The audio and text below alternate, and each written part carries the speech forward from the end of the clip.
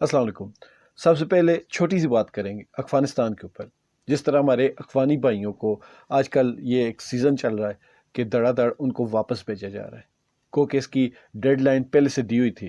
لیکن اس کے بعد بھی بہت ساری جگہوں پہ یہ شکایات مل رہی ہیں کہ ان کے ساتھ سلوک اچھا نہیں رکھا جا رہا۔ میں اس بارے میں حتمی طور پر کچھ بھی نہیں کہہ سکتا کہ یہ سچ ہے جھوٹ ہے، لیکن ایک چیز میں سمجھتا ہوں کہ جب بھی کوئی بندہ اتنا عرصہ کہیں پر رہ کر جائے اور اس کو اس کی مرضی کے خلاف اس طرح بھیجا جائے تو ظاہری بات ہے کچھ نہ کچھ تو اس کے دل میں ناراضگی ہوتی ہے۔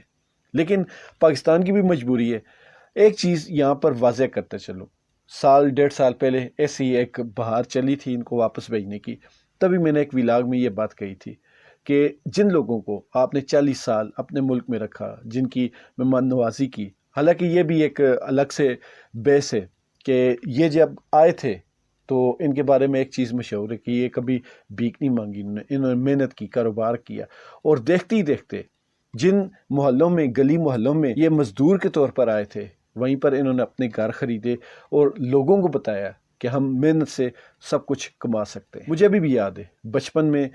کافی لوگوں کے منہ سے مطلب کہ ان کے لیے لفظ بہت مشہور تھا، قابلیے، بھئی یار اس سے کام کروا لو، قابلیے یہ سستا کر دے گا۔ انہوں نے ہم پنجابیوں سے اور باقی پاکستانیوں سے سستے کام کیے، لیکن محنت مزدوری نہیں چھوڑی۔ تو ہم یہ نہیں کہہ سکتے کہ ہم نے ان کو کھلایا ہے، انہوں نے اپنی محنت کا کھایا ہے۔ یہ حقیقت ہے، یہ کسی کو بری لگے اچھی لگے، یہ حقیقت ہے، انہوں نے اپنا کھایا ہے۔ یہاں پر یہ جو نفرت ہے، جس طرح میں کہنا چاہ رہا تھا کہ ان کو اگر جس طرح واپس بھیج رہے ہیں تو اس سے کچھ نہ کچھ اگر ان کے ساتھ کسی نے زیادتی کی تو نفرت بڑھے گی۔ یہ سب جانتے ہیں، یہ کوئی راکٹ سائنس نہیں ہے۔ یہاں پر میں ان دوستوں سے، میں بلکہ ان کو دوست نہیں کہوں گا، کسی صورت بھی دوست نہیں کہوں گا، کہ یہ جو سوشل میڈیا پہ پاکستان کے خلاف باتیں کرتے رہیں، اور خاص کر کرکٹ میچ کے اندر یہ پاکستانی تماشائیوں کے اوپر ہوٹنگ کرنا، ہاتھ اٹھانا اور اس طرح کی یہ جو چیزیں ہوتی رہی ہیں، پاکستان کے خلاف ان کی جو کرکٹ ٹیم ہے، ان کے کھلاڑی تک بہت زیادہ سیریس ہو جاتے تھے۔ تو ایسے لوگوں سے میں یہ کہوں گا کہ اب بولو۔ میں اس وقت بھی جب یہ سارا کچھ ہو رہا تھا تب بھی ایک ہی بات کہہ رہا تھا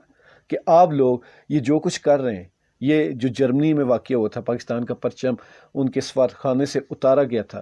تو تب بھی میں نے یہ بات کہی تھی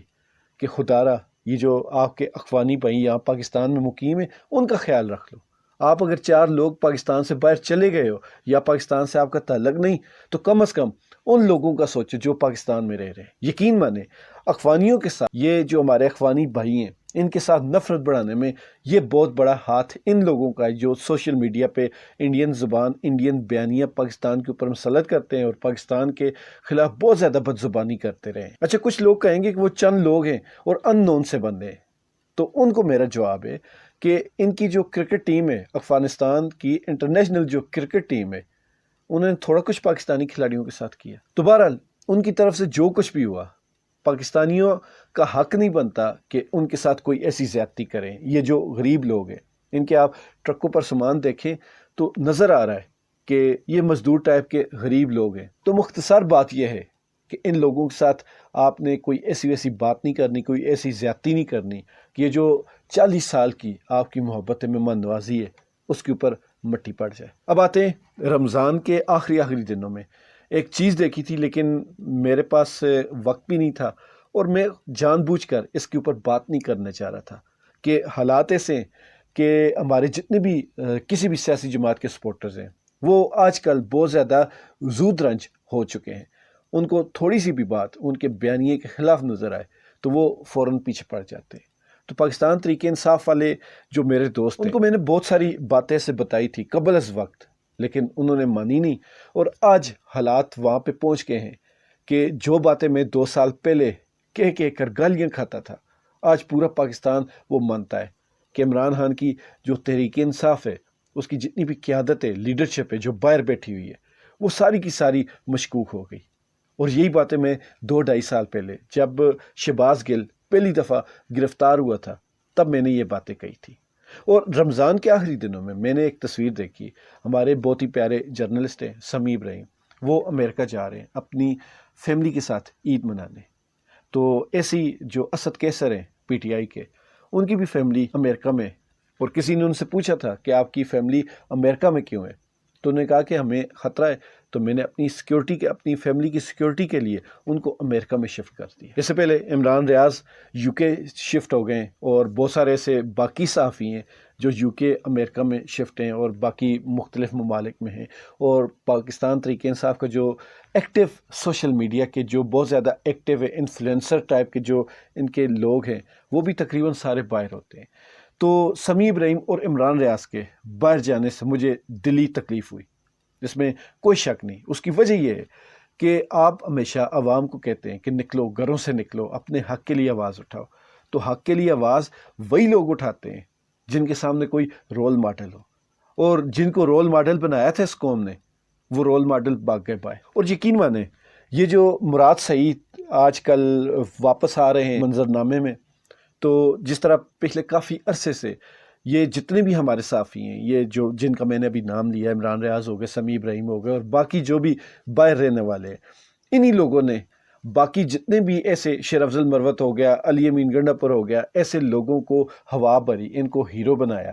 اور پھر بعد میں ثابت ہوا کہ وہ ہیرو نہیں تھے، وہ وکٹ کے دونوں طرف کھیلنے والے لوگ تھے، اور یہی لوگ اب پھر مراد سعید کو ہیرو بنا رہے ہیں۔ میں نے بار بار پاکستان تحریک انصاف کے دوستوں سے کہا کہ آپ کسی بھی بندے کی فوراً حمایت نہ کریں، حمایت کریں لیکن اس کا کوئی کام دیکھیں، اس کی کوئی ایسی اچیومنٹ دیکھیں، اس کے بعد اس کو ہیرو بنائیں۔ مراد سعید کے بارے میں کوئی شک نہیں، ذرا برابر بھی میں شک کی بات نہیں کہہ سکتا، لیکن پاکستان تحریک انصاف کے اس وقت جو حالات ہیں، ہر بندہ شک کی نگاہ سے دیکھا جانا چاہیے، اسی میں آپ کا فائدہ ہے۔ اس کے برعکس ہوتا کیا ہے کہ جو بھی نیا بندہ اٹھتا ہے تو پاکستان تحریک انصاف والے اس کو فوراً اپنا ہیرو بنا لیتے ہیں۔ ہونا یہ چاہیے کہ کوئی بھی بندہ اٹھے، وہ کوئی اچیومنٹ کر کے دکھائے کہ دیکھو یہ میں نے کارنامہ سر انجام دے دیا، اس کے بعد آپ اس کو ہیرو بنائیں۔ اور صحیح طریقہ بھی یہی ہے۔ میرا مشورہ یہ ہے کہ مراد سعید کو آگے آنے دیں، ان کو کوئی نہ کوئی اچیومنٹ کرنے دیں، اس کے بعد ان کی بلے بلے ضرور کیجیے گا۔ ہمارے یہاں اکثر یہ ہوتا ہے کہ جس کی پہلے بلے بلے ہو جاتی ہے، وہ بعد میں سب کی بلے بلے کروا دیتا ہے۔ تو ویڈیو کا جو خلاصہ ہے، جو اختتامی، وہ صرف یہ ہے کہ اس وقت غزہ کے جو حالات ہیں ان کو پاکستان میں نہ دہرایا جائے اکفانیوں کے ساتھ، اور پھر ہمارے جو جتنے بھی یہ سیاسی قائدین ہیں، ان کو فوراً سے پہلے ہیرو مت بنا لیا کریں، ان کو اچیومنٹ کرنے دیا کریں۔ جب سے اس قوم نے ایڈوانس میں ہیرو بنانا شروع کیا، تو آپ کے وہ جو تھوڑے بہت ہم حقارت سے کہتے تھے نا کہ یہ نالی اور گلی کا معاملہ ہے، کہ یہ نالی اور گلی پر عوام ووٹ دے دیتی ہے، آپ نے جب سے پہلے ان کے نعرے لگانے شروع کیے، ان کو ہیرو بنانا شروع کیا، اب تو یہ جو نالی گلی والی سیاست ہے یہ بھی ختم ہو گئی۔ اب ان لوگوں کو پتہ ہے کہ ہمارے پیچھے نعرے لگانے والے کم نہیں ہوں گے، ہم چاہے کام کریں یا نہ کریں، ان کو تو یہ بات سمجھ آ گئی۔ اب یہ عوام کی باری ہے کہ وہ یہ بات سمجھے کہ پہلے کوئی ان کو کام کر کے دکھائے، اس کے بعد اس کو ہیرو بنائے۔ پاکستان زندہ باد۔